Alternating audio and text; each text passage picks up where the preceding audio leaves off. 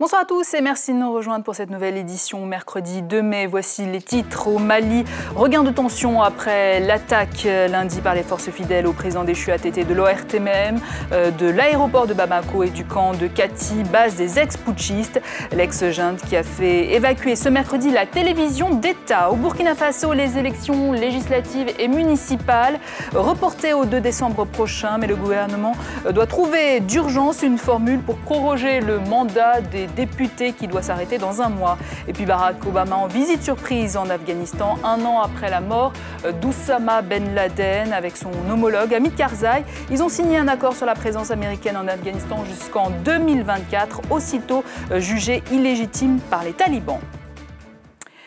Mais avant, ouvrons avec cette situation toujours aussi tendue ce mercredi à Bamako, où l'ex-junte militaire qui avait accepté de rendre le pouvoir aux civils a fait évacuer la télévision nationale. Le RTM, qui était lundi cible d'une attaque des forces loyales au président déchu Amadou Toumani Touré, une offensive qui avait fait au moins 20 morts et 40 blessés. On écoute justement les témoignages d'habitants du quartier de Bozola. J'ai passé presque la nuit en veille et je craignais vraiment pour ma famille. On a passé toute la nuit jusqu'à ce matin-là avec des bruits de canon, des fusils que je ne sais pas. J'ai peur que ça ne se dégénère en guerre civile. On est à côté de l'aéroport, nous on laisse là-bas.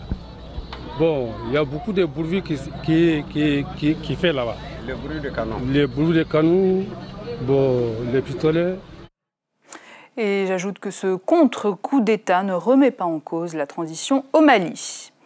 Nouveau report des législatives et des municipales au Burkina Faso, désormais fixé au 2 décembre prochain.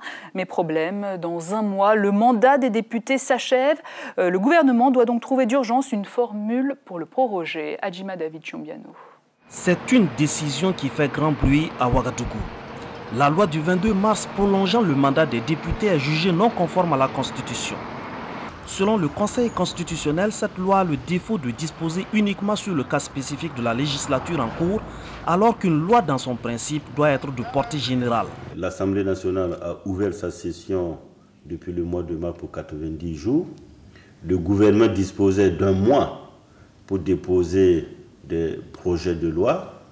Et c'est au-delà de tout ça que subitement, nous apprenons que le Conseil constitutionnel a déclaré non conforme la loi qui a été votée le 22 mars. La législature actuelle devrait connaître son terme dans un mois, mais le choix de l'enrôlement biométrique des électeurs porté par la CENI et soutenu par la grande majorité de la classe politique amène le gouvernement à reporter les élections législatives jusqu'au 2 décembre 2012. Et pour éviter tout vide constitutionnel, l'Assemblée nationale avait voté pour proroger le mandat des élus jusqu'à la mise en place d'une nouvelle législature. En invalidant cette loi, le Conseil constitutionnel complique un peu plus les plans du gouvernement. Il faut donc concevoir une loi qui dispose de façon générale.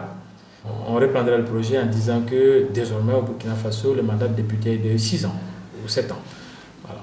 Et donc ce qui permet de compléter le mandat en cours, ce qui ne manque pas d'ailleurs de poser un certain nombre de problèmes constitutionnels, mais pourquoi pas.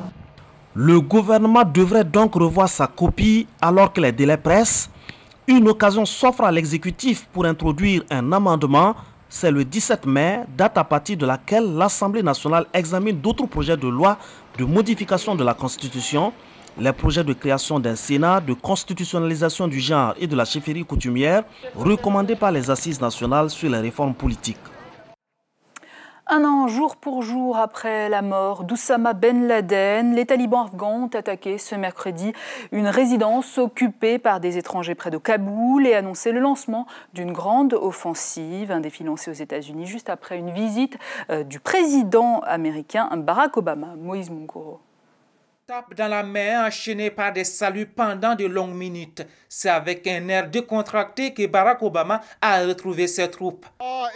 Que c'est bon de revenir ici auprès de vous. Un voyage éclair de 6 heures dans la base militaire de Bagram pour marquer ainsi le premier anniversaire de la mort de Ben Laden par les troupes d'élite de l'armée américaine. Il y a tout juste un an, Nous avons été capables de capturer Oussama Ben Laden. L'occasion pour le président de s'adresser à ses compatriotes en majorité favorable au retrait rapide des troupes en Afghanistan et de leur promettre un nouveau jour. Au plus profond de la nuit afghane, nous apercevons la lueur d'un jour nouveau à l'horizon.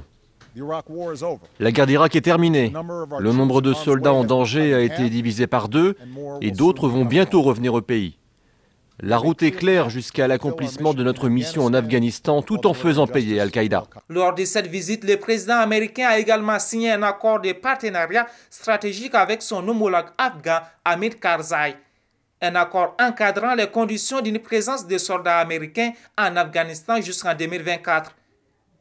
Un texte aussitôt jugé illégitime par les talibans qui ont répondu aujourd'hui par des attaques faisant 7 morts et 18 blessés. Des attentats qui n'inquiètent pas Barack Obama, il utilise désormais les images de l'opération de l'assaut contre Oussama Ben Laden dans son clip de campagne. The United States has conducted an operation that killed Osama bin Laden.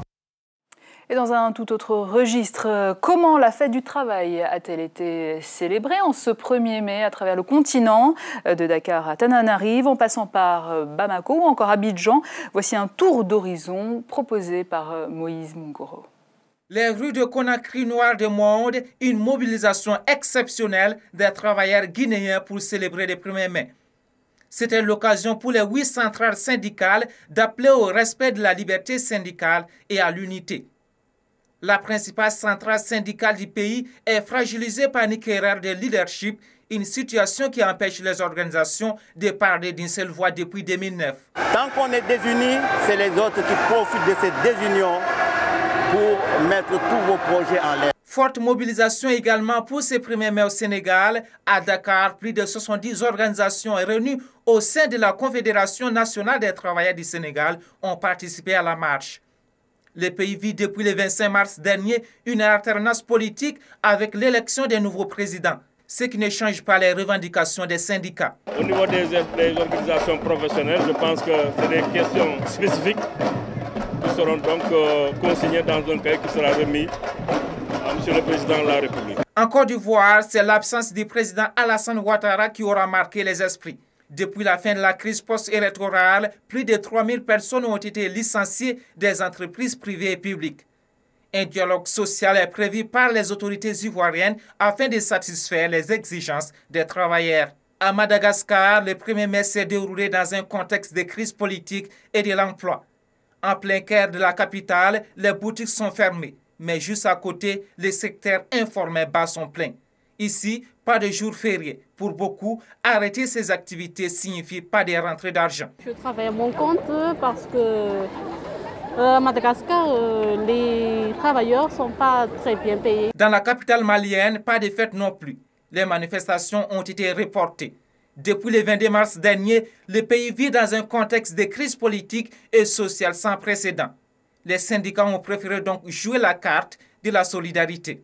Un 1er mai sobre pour des pays en crise, mais les revendications des syndicats demeurent les mêmes. L'amélioration des conditions de travail des salariés. 745, c'est le nombre de cheminots d'origine marocaine qui se sont rendus ce matin au Conseil des prud'hommes à Paris. La raison de cette venue, un litige qui les lie à leur employeur, la SNCF. L'entreprise publique de transport est attaquée en justice pour discrimination. Explication, Aline Etokabeka, Linda Robert. Dans les années 70, ils sont venus le cœur rempli de rêves et d'espoir. Aujourd'hui, il ne leur reste que de l'amertume. Ces salariés marocains embauchés comme contractuels estiment n'avoir jamais eu les mêmes droits que leurs collègues français. Ils n'ont qu'un mot pour étancher leur soif d'équité. La justice. J'attends la justice, j'attends les prud'hommes, les juges, qu'ils regardent à nous, vers nous, c'est pas ils regardent le visage, ils regardent la vérité. On a donné trop, on a travaillé dans le froid, dans la neige, on est mal noté, pas de prime, rien du tout. Les autres collègues passent chaque 2-3 ans et nous, rien du tout. Les bras croisés et on attend le Père Noël. Et nous, on n'a jamais eu le Père Noël ici en France. Débarqués de leur patrie par la SNCF, ils affirment, documents à l'appui, avoir rempli leur part du contrat. et exigent en retour un traitement égal avec leurs homologues français. Ils n'ont eu aucune progression de carrière depuis leur rentrée auprès de la SNCF jusqu'à la retraite. Ils n'ont pu bénéficier d'aucune des prestations qui sont spécifiques aux cheminots français. Le montant réclamé pour le préjudice qu'ils disent subir donne le vertige à la SNCF, entre 300 000 et 500 000 euros par agent. Leur avocat insiste malgré tout sur la dimension humaine de l'histoire. Ce que je vois, c'est l'échelle de l'individu, c'est chaque homme, chaque femme qui ont pu avoir une carrière qui a été absolument brisée. Leur combat ne s'arrête pas là pour autant.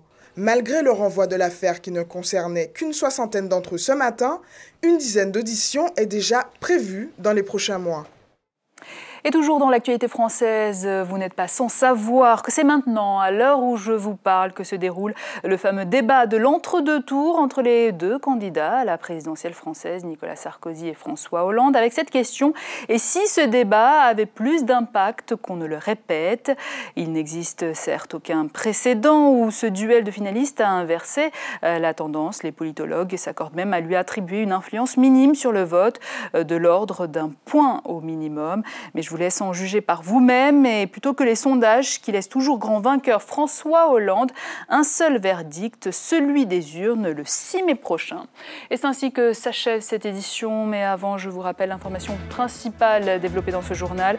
Au Mali, après le contre-coup d'État par les forces loyales au président déchu ATT, le chef de la junte Sanogo a assuré que les attaques de lundi ne remettaient pas en cause l'accord cadre sur le retour du pouvoir aux civils conclu le 6 avril dernier avec la médiation burkinabé. Voilà, fin de ce journal. Merci à vous de nous avoir suivis. Tout de suite, retrouvez le JT Sport, suivi des meilleurs moments de la Tropicale à Missa Bongo avec Ahmed Parezo.